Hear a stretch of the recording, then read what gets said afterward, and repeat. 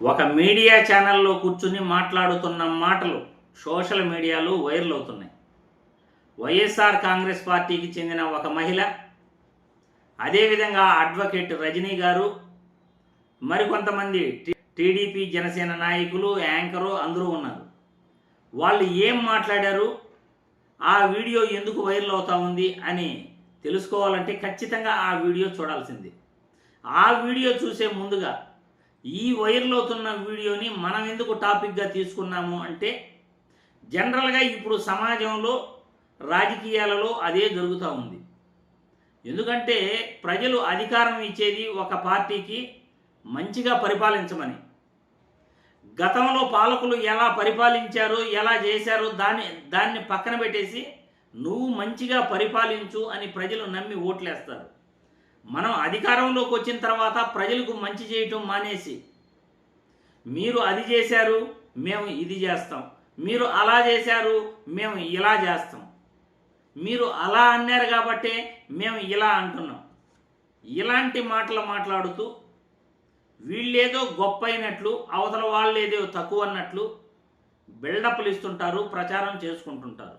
ఆ ప్రచారం చేసుకునే వాళ్ళ గురించే ఈ వీడియోలో కొన్ని మాటలు మాట్లాడటం జరిగింది.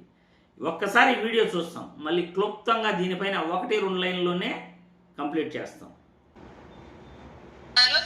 ఇక్కడ నేను లైవ్ లోనే చెప్తాను, నన్ను ఎందుకు తిడుతున్నారు, ఈ మధ్య రజనీ గారిని ఎందుకు తిడుతున్నారు ఆవిడని అడగండి ఒకసారి. ఆవిడ పాపం ఎన్నాళ్ళు అక్కడ ఉండింది, ఆ ముసుగులో ఉండింది, ఆవిడకి తెలీదు ఆవిడ ఎన్ని తిట్టారన్న విషయం ఆవిడకి తెలీదు. ఇవాళ ఆవిడ బయటకు వచ్చి ప్రశ్నించడం స్టార్ట్ చేసిన తర్వాత వాళ్ళ పార్టీ వాళ్ళే ఒక మహిళని కూడా చూడకుండా ఆవిడ తిట్టడం బొచ్చడు కూతులు నేను చూసా. బొచ్చడు మమ్మల్ని పొద్దున్న లేస్తే 1000, 2000, 3000 మాకించి కామెంట్లు. మరి లోకేష్ బాబు గారు రియాక్ట్ అవ్వరా? మీ పార్టీలో ఉంటేనే ఆడవాళ్ళు, పక్క పార్టీ వాళ్ళ ఆడవాళ్ళు కదా, పక్క పార్టీ వాళ్ళకి మనోభావాలు లేవా?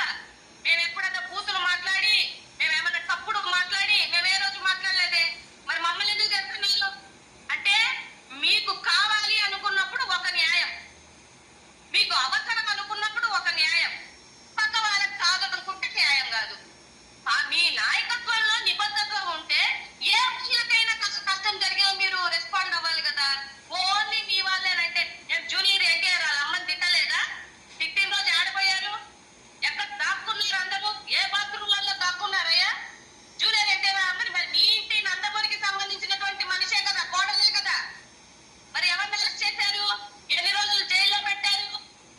ఇంకా మాట్లాడి పవన్ కళ్యాణ్ వాళ్ళ అమ్మగారిని కూడా తిట్టారు. మరి ఆ తిట్టిన వాళ్ళు నేను చెప్పలేదు, ఆ విషయం పవన్ కళ్యాణ్ గారే చెప్పారు. నా అమ్మని తిట్టావు లోకేష్, మరి లోకేష్ అరెస్ట్ చేయలేదే.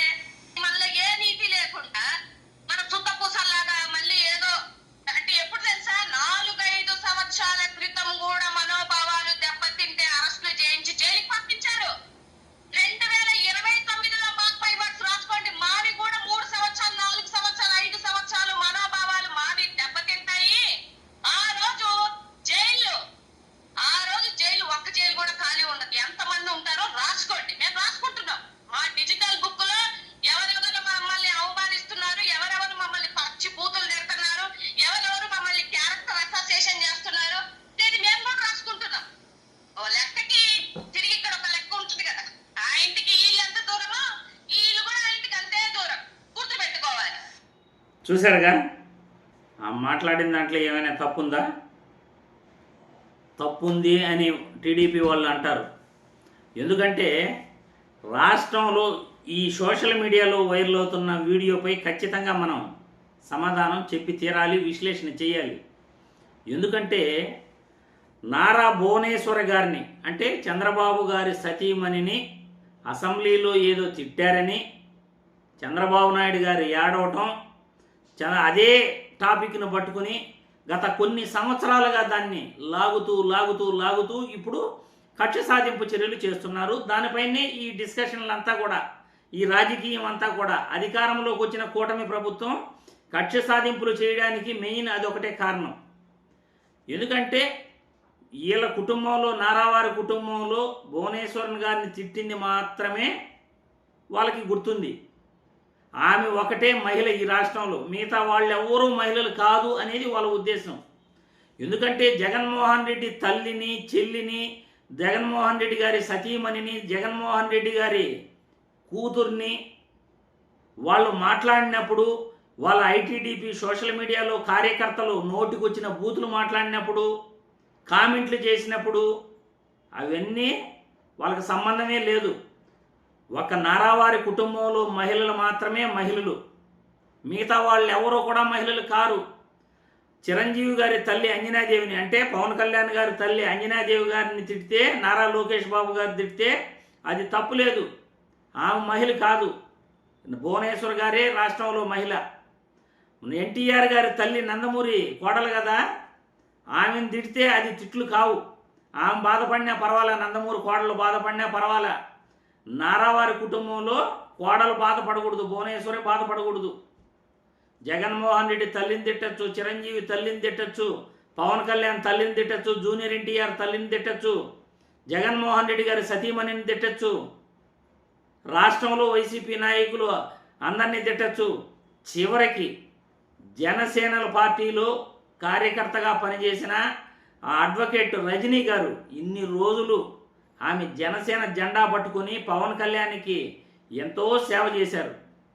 ఈరోజు ఆమె నిజాయితీగా ఒక మాట మాట్లాడితే ఆమెను పట్టుకొని సోషల్ మీడియాలో తిట్టుకుంటా బండబూతులతో సోషల్ మీడియాలో ఆమెను తిడుతున్నారు ఈరోజు. అంటే మీరు తప్పు చేస్తే తప్పు అని చెప్పకూడదా? ఈ పార్టీలో వాళ్ళు మాత్రమే మహిళలా, వేరే వాళ్ళు మహిళలు కాదా? 3 సంవత్సరాలు కావచ్చు, 4 సంవత్సరాలు కావచ్చు, 5 సంవత్సరాలు కావచ్చు, మీ మనోభావాలు ఎలా దెబ్బతిన్నాయి అని మీరు ఇబ్బంది పెడుతున్నారు. ఇప్పుడు మా మనోభావాలు కూడా దెబ్బతింటున్నాయి. మా మనోభావాలు దెబ్బతిన్న రోజు జైళ్ళు కూడా సరిపోవు మేము అధికారంలోకి వచ్చిన రోజు అని డైరెక్ట్గా వైసీపీ మహిళా నాయకురాలు గట్టిగా హెచ్చరికలు జారీ చేశారు. నిజమే, మనం ఎలా ఉంటామో, మనం బాల్ని గోడకి ఎంత గట్టిగా కొడితే అంత వెనక్కి ఫోర్స్గా వస్తుంది. మనం ఏదైతే చేస్తామో, ఏ బాట అయితే చూపిస్తామో నడవడానికి, అదే బాట పెద్ద బాటగా మారిపోతుంది. దాని హైవే రోడ్లుగా కూడా వేస్తారు అవసరమైతే. కాబట్టి భవిష్యత్తులో జరిగే పరిణామాలను దృష్టిలో పెట్టుకుని ఇకనైనా మంచి పాలన అందించండి అని వీడియో ద్వారా నేను కోరుతున్నాను ఈ కూటమి ప్రభుత్వాన్ని. లేకపోతే మీ కర్మ, ఎవరూ ఏం చేయలేరు. ఇక ప్రజలు కూడా మీ అభిప్రాయాలని కామెంట్ల రూపంలో తెలపగలరని వీడియో ద్వారా కోరుతున్నాను.